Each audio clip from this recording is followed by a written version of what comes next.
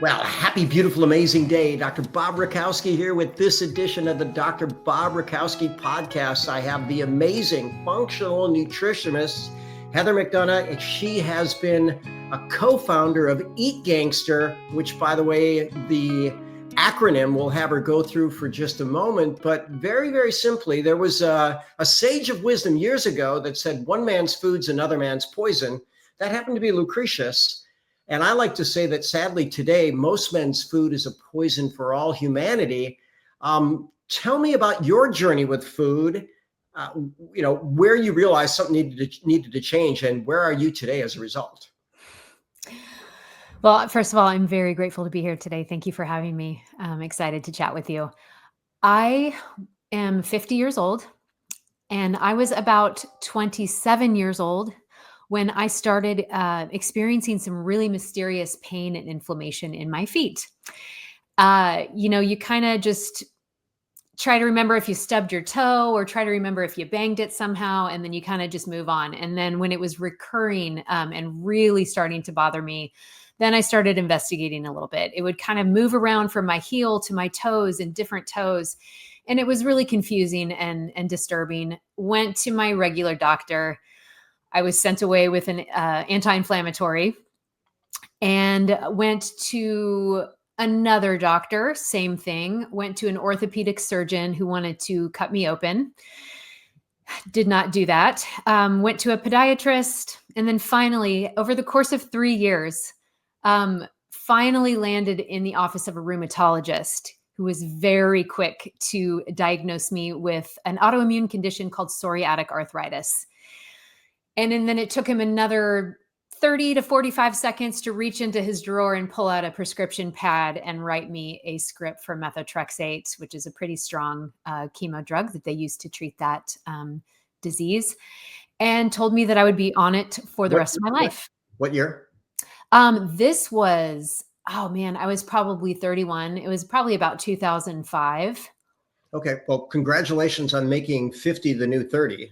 In fact, I don't even know that I would have guessed you at 30. So well done taking good care of you. Thank you. Do you have any skin things going on? What psoriatic arthritis, we think of psoriasis, we think of skin. So he made that diagnosis, psoriatic arthritis, independent of psoriasis. Yes. And I was a little bit of an outlier because usually the skin condition comes first and then the arthritis symptoms come later. I only had the arthritis and it was pretty much only in my feet, but he looked at my toes and he knew right away. And so he told me I would never be running. I wouldn't be playing tennis, none of the activities that I really enjoyed doing. And then I needed to be on this drug forever, and sent me on my way and said, come back in 6 months. Your joints will be, slowly disintegrating.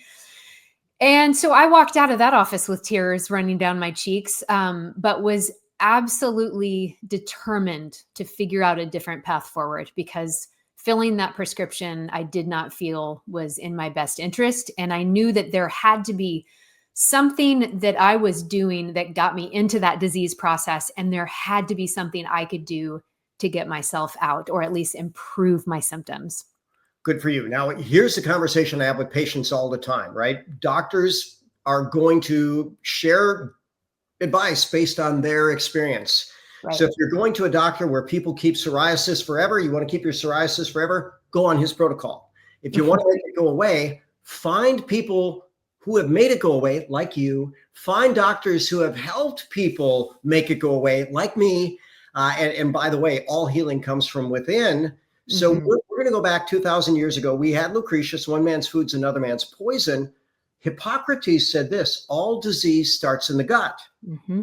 And now modern science says it might not be all, but it's probably 90 to 95%. So I want to take a little tangent, then we're going to get into this personal journey. I have treated gastroenterologists as patients. I certainly have treated hundreds, if not thousands, of patients that have seen gastroenterologists, and none of them have been given any dietary advice. So interestingly enough, did you go to a gastroenterologist? Did you go to anybody to talk about your gut? Did you get any dietary advice from anybody that wasn't a functional nutritionist or functional doctor along the way? Absolutely not. And in fact, when I asked a rheumatologist if diet had anything to do with my disease process, he rolled his eyes at me. So that is the response that I got. So if you question Is it good to inject aborted fetal stem cells and toxic chemicals and heavy metals into a 30-second-old baby to prevent something they would get from a sexually transmitted disease or IV drug needles 2 decades later? They would go, of course, that's a good idea. Okay, we know where their training is, but you found a different path. So let's talk about that. What was your next step? I mean, you knew you weren't getting answers. Where did you look next?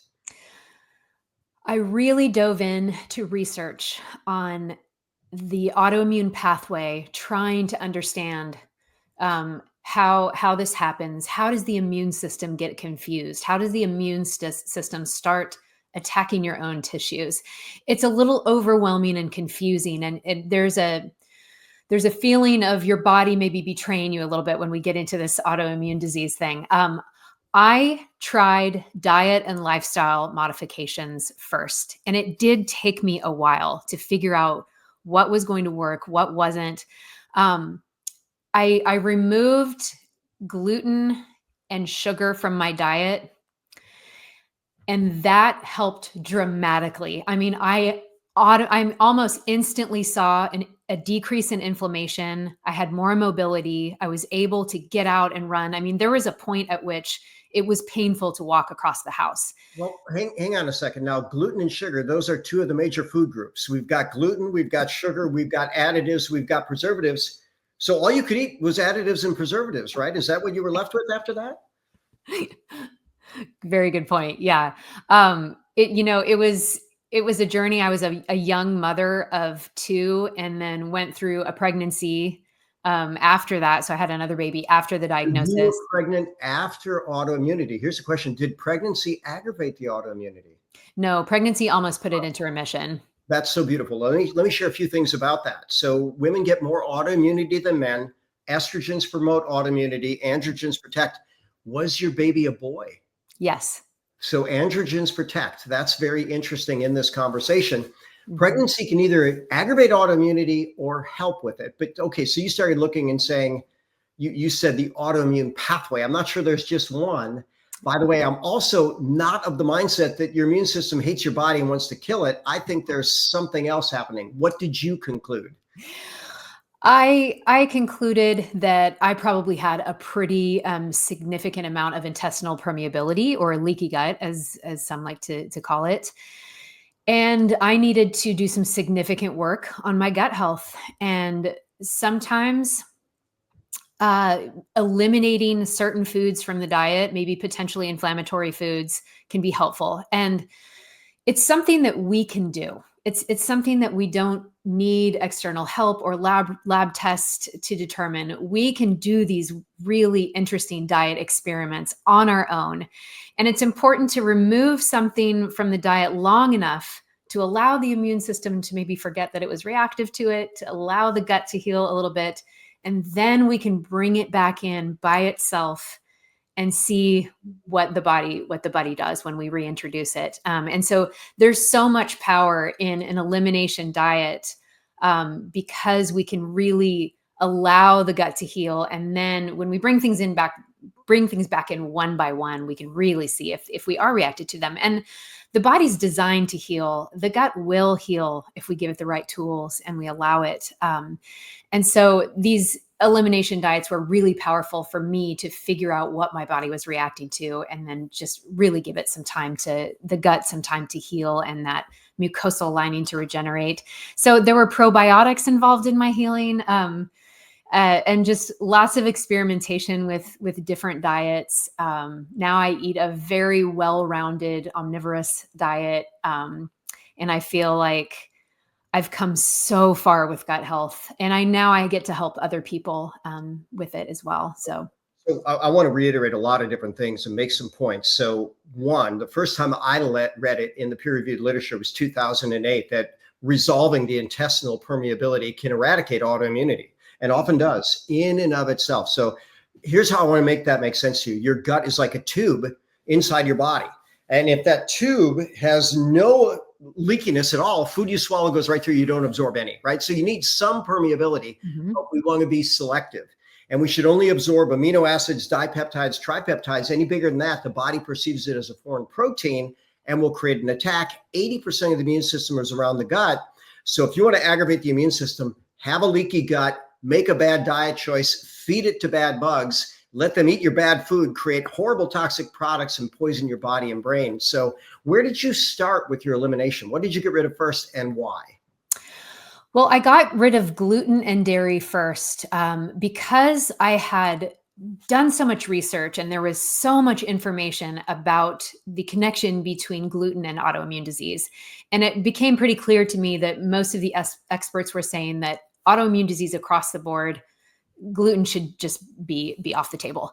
And so I was fine with that. And it has become easier and easier and easier to eat gluten-free in this world. It was a little bit harder back then, but gluten and sugar. Now, I might want to ask that. Are you able to have a little now? I have not reintroduced it. Okay, good for you. For people that are real desperate and may occasionally get gluten, if you take proteolytic enzymes, and there's a number of different bases, if you break the gluten into individual amino acids, you can be non-reactive. But I was wondering, because you have done so good with everything else, you clearly then do have a genetic gluten vulnerability, which, by the way, doesn't have to be celiac disease. But if you seal and heal the leaky gut and there's not a genetic reason to react to a protein, you won't. So everybody, you're not lost off of gluten forever, even though I don't eat it. I get exposed to it now and then, but I'm very diligent about it. Yes. Yes. And I have had accidental exposures in restaurants. And I always have some kind of enzymes in my purse to take care of that if that happens. I do like Intenzyme Forte. You're probably familiar with Biotics Research since you're in Houston. You know what? There's so many great companies. Biotics is certainly at the top of the list of putting out quality nutraceuticals. Here's the point I want to make to everybody. Be very diligent. You're very diligent. Big Pharma's buying up nutrition. And I hate to say it, they're interested in profit, not health. So a lot of these, what were high-level nutraceutical companies, suddenly are cutting back on formulas. Biotics, still a great company. Great choice. Everybody be diligent. Yes. All right. So get rid of gluten.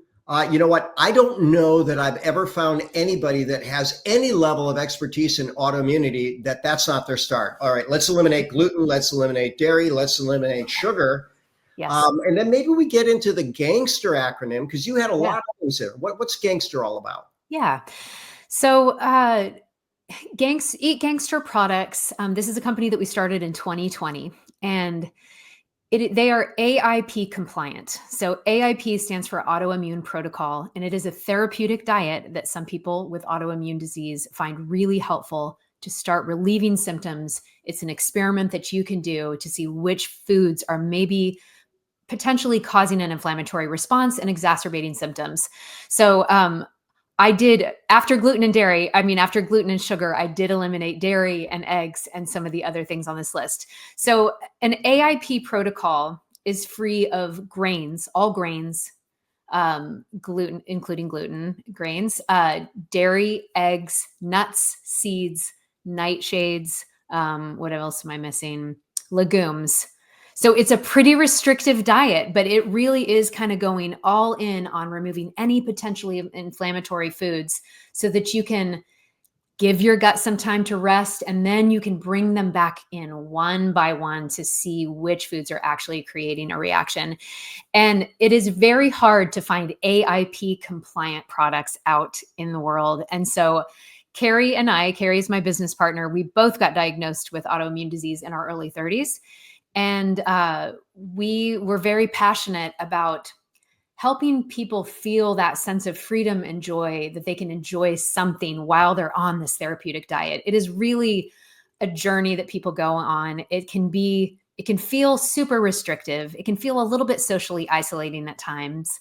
And so we wanted to create something that helped people just really enjoy themselves and enjoy food while they're on this diet. So our mission is we create foods that bring freedom and joy back to those on therapeutic diets. And I want to make one more point about that. These elimination diets are really good, but the last thing we want is for anxiety to increase as we decrease the amount of foods we are able to eat and enjoy.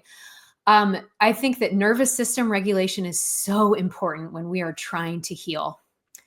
We have to be in that parasympathetic state for the body to truly heal. And so we want to encourage people to, to feel good and to enjoy life while they're on these therapeutic diets, because it's really counterproductive when we're anxious all the time. So that was kind of the point of the business. And we have created cookie mixes. We've created flatbread, pancake and waffle mixes, quick bread, and cake mixes as well. I'm going to give a sponsor note real quick. If you want an autoimmune friendly coffee, bettercoffeeshop.com, reishi infused, helps to seal and heal the gut. But better than that, the peer reviewed literature says that reishi, also known as Ganoderma, can be used to treat and or prevent autoimmune disease. So if you want a healthy treat, the world's best coffee, bettercoffeeshop.com. And while we're doing that, what is your website? Eatgangster.com. All right. So here's what I'm going to encourage everybody to do. We go through the acronym again. We're going to be grain-free. We're going to be additive free. I don't know if we have it correctly there with additives. We're going to be nightshade free. We're going to be absolutely beyond amazing and delicious, sugar-free, low glycemic index. And I can't imagine a single person, not being better following these guidelines. Mm-hmm. And what you've done, Heather, I want to share something pretty amazing with you. I had a very interesting clinical experience where I had a grandmother bring in this 12-year-old boy, and this was prior to Eat Gangster. I would have sent them to you immediately if they came in, but this little boy came in and he was just very unhappy and very unhealthy.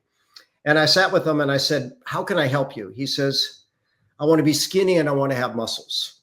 And I said, "Well, what do you think you need to do?" He says, "Well, I could eat right." I said, "Wonderful. I can help you with that." I gave him a series of guidelines. "You could exercise." "Good. I'll give you some guidelines." His mother came in. He left very pumped up, excited to get healthy. His mother came in the next day, threw my list at me and said, "What is my son supposed to eat?" Because all the things that we're trying to eliminate, the vast majority of them are in almost every single thing that people are putting in their body if it's in a package in a store. In fact, 73% of the diet is highly processed. So now that you have this, tell me what products you started with, how did it evolve, and where is it going? Well, since our products are grain-free, nut-free, seed-free, we use organic tiger nuts as our source of flour. When you take these little tubers, they are grown in the ground. They're native to Spain and Africa. They're extremely high in resistant starch, very high in fiber, and they're naturally sweet, which turns them into a beautiful flour for baking. So we use organic tiger nut flour. We use tapioca starch. We have very clean ingredients, and there are very few ingredients in every package. We have an oatmeal. It's not oatmeal because it's grain-free. We use actually sliced tiger nuts that give the product an oatmeal mouthfeel and taste, and it turns into a beautiful foatmeal, we call it, cookie. So we started with cookie mixes, and then we've gotten into cake and muffin mixes, and then we wanted more of a lifestyle product, and so we made a pancake and waffle mix. They're all free of nuts, seeds, legumes, grains, gluten, eggs, dairy. So they are top 14 allergen free. And they're really great for, everyone in families with maybe multiple food sensitivities or allergies. We do have a flatbread mix that's wonderful, dipped in hummus, used as a pizza crust. We have a pumpkin bread and a banana bread mix. And we are continually trying to innovate and come up with more ideas that people can really enjoy while they are on any kind of a therapeutic diet or just wanting to eliminate, potential allergens and eat really clean products.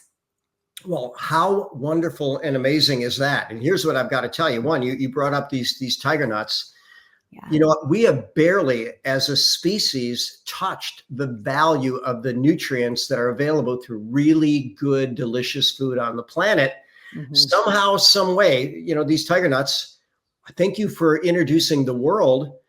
Listen, I've been in nutrition for a long, long time. I have never heard anybody promoting tiger nuts. So how fascinating that there's so many things that even if we dedicate decades to, we can still learn new and better ways to go.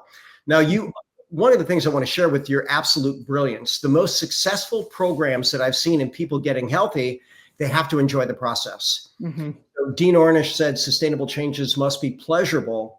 And he should probably win a Nobel Prize with that wisdom. when we put people on elimination diets, they immediately feel deprived. But I'm seeing with this, they can have their treat and eat it too.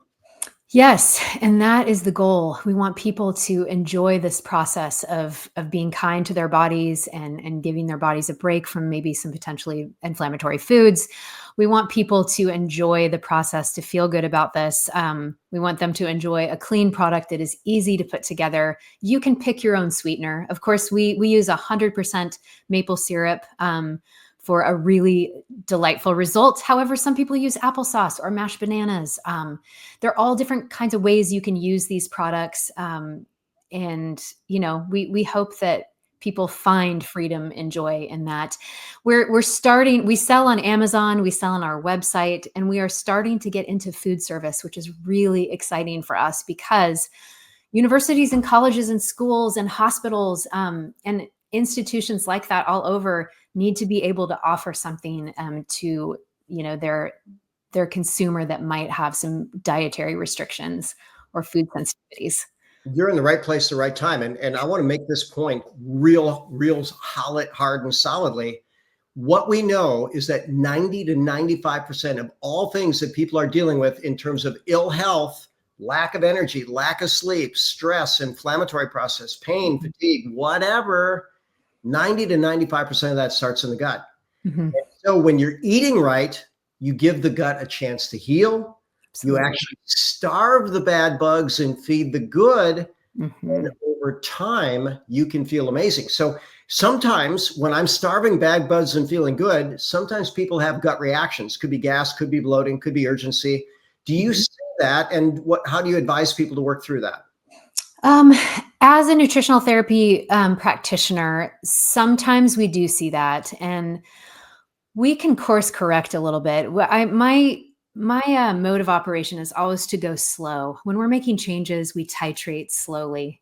We start with just a little. When I'm suggesting that somebody try cultured vegetables or raw sauerkraut and they really haven't consumed something like that before, we start with a tablespoon and we slowly work up and we kind of ease into things like that. These products don't usually create any kind of a gut reaction. The resistant starch in the tiger nuts is really is really a good thing. And I wish people knew more about resistant starch. It's resisting digestion in the small intestine and going down and feeding those good bugs in the large intestine. I haven't really heard of anyone reacting to our products, but as a consultant, I do have to go low and slow sometimes with people when we're making changes in the gut. By the way, sometimes I'm the opposite. I'm real fast. And what do I eliminate? Often everything.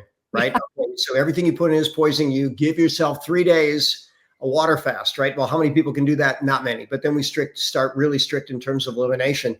But you make a great point. If people are eating the wrong starches compared with the wrong bugs in the wrong section of their gut, because there's plenty of people being diagnosed with small intestinal bacterial overgrowth, SIBO for short. Mm-hmm. Oh my gosh, these people are miserable. You could put in a really good food, but with the wrong combination of wrong digestion and bad bugs, you can have a problem. So this resistant starch idea, it selectively feeds the good bacteria. And you said something very, very interesting. It happens further down. It happens in the colon. They will actually convert that into short chain fatty acids, one known as butyric acid, which has been even known to help heal, if not heal itself, ulcerative colitis. Mm-hmm. So very, very, very powerful there. Yes. So what else makes this unique? I want to share. You sent me some brownies. Like I said, my son-in-law and daughter grabbed it. They made it with maple syrup and butter. And my granddaughters, I feel so blessed that my kids are very health conscious. My grandkids are very health conscious. Love it. They just chowed it down. So you know what? Kid friendly, adult friendly, delicious, amazing. Mm-hmm. And it really is a crowd pleaser. Like if you don't tell anyone that it's free of all of those things and you bring it to a party or a potluck, I really don't think anyone would know. Here's the crazy thing, right? We give people healthy things. We say it's healthy and they want to Google it. Right. We get this crazy garbage that poisons their body, mind, and spirit. And they're like, where do I get more? So yeah, we have really liked this as a as a product that people can use when they are taking food to a school. I mean, Mm. we've got kids with all kinds of allergies and, behavior issues around food. And it's so nice to bring something to an environment like that is free of all the allergens, the top 14 allergens, clean and organic ingredients, and kind of healthier for all, for sure. Now, do you have what's your next favorite product, or what do you have a favorite? Let's say your top three of your line. What are the three Oh, that you love the most? I love the pancake and waffle mix. It makes the most beautiful waffles. They are fluffy. They are tasty. They're a little more dense than something that you could buy in the store out of a box. They're absolutely delicious. Love the pancake and waffle mix. I have it right here, actually. This pancake and waffle mix looks like this. We also have that oatmeal cookie mix, and it is literally like you're eating an oatmeal cookie, but we use those sliced tiger nuts or tiger nut flakes instead. My third favorite is probably the cinnamon spice cake mix, because it is so versatile. You can make it into hummingbird muffins. You can make it into carrot cake. You can turn it into a trifle. There are all kinds of things you can do with our mixes. And if you start looking on our website, you'll see some fun recipes that you can play with. Well, when I put people on elimination diet, and they say, well, what can I eat? I go, you can actually have pancakes. You could have cookies. Oh my gosh, what are they going to do? You can have brownies. You can have flatbread. They go, well, that doesn't sound like an elimination diet to me. No, when you do it right, when you eliminate the 14 allergens. So tell me about some people that you've seen that just switching to your recipes was really the pivot point to turn around their health. I mean, besides you, clearly that's what happened with you. Mm-hmm. Where are you today? Do you have any foot pain? I don't. Every once in a while, when the weather changes drastically, that change in temperature and barometric pressure, I feel a little bit of tingling down in the toes sometimes, but it is always something that passes. So I play pickleball 3 times a week. I lift weights. I cycle. Very, very active. My arthritis has no effect on my life at this point. I take very good care of my gut. I eat a really clean diet. I work on stress mitigation. I prioritize sleep. I work on those foundations of health, which is really important. And I really feel like it's important that we believe that our bodies can heal, that we believe in the power that we have over our health. And that's, when we're anxious and stressed, I don't think the body is allowing itself to heal. And so I really try to encourage people to really believe in their bodies. When we've got to love our bodies, and part of that self-care is eating foods that are really supportive to our health and supportive to the healing process. I don't know did I answer your question? You not only answered my question, you reiterated my philosophy in so much strength. So love is the most powerful force in the universe. I had two patients today. One has an autoimmune circumstance affecting the central nervous system, and her neurologist told her, just look forward to breaking down and fast and being miserable. What kind of message is that? And by the way, the exact number she gave me, I've only been seeing her for 3 weeks, 57% improvement. So instead of saying you're going to spiral down, that was by, her quantification. If you come up with a number by 57%, I suggest you probably put some thought into it, and it's significantly better. The others with someone that has brain cancer, and the doctors are saying, write your will, get things in place, it's just a matter of time. Well, I've had people that have beat brain cancer, but I'll tell you what, whatever you're dealing with, you just had the big 3. Love yourself, zealously inspect all things that you allowed into your mind, your heart, your soul, and your body. That's quoting Ogmandino. And believe, because, hey, in my belief system, we're all partnered with infinite. And when we're partnered with infinite, you can't take too much. So with that said, what message do you want to wrap up with on this epic podcast that I am excited to share with the world and share you and all that deliciousness? I think that the more, like you said, we can love ourselves, believe in the power of our bodies, the innate ability that our bodies have to heal, and really tune in and listen to our bodies. And that is one of the things that you can do by going on a therapeutic diet like the AIP diet. Take out some inflammatory foods and then bring them back. It's temporary. Bring them back in one at a time. Really tune in. We want you to, if you are going on a healing journey, we want you to feel good and feel like you're supported and you are, in the midst of some really important self-care. And so that is the mission behind Eat Gangster, is to feel that freedom and joy to experience delicious food while you're on a therapeutic diet and a healing journey. I love it. And by the way, here's what I want to say. Your first 30 years of your life or so, you were able to eat however you wanted. You didn't pay a price. That's right. If we keep our bodies biologically young and healthy, then we have a lot more latitude. But for you, I'm guessing from our conversation, gluten has probably always been a poison. Gluten is a poison for a lot of people, especially since genetic modification. You've shared so much wisdom. You live the big three. You eat right. You move right. You prioritize sleep. That's from Tom Rath, the name of that book, Eat, Move, Sleep.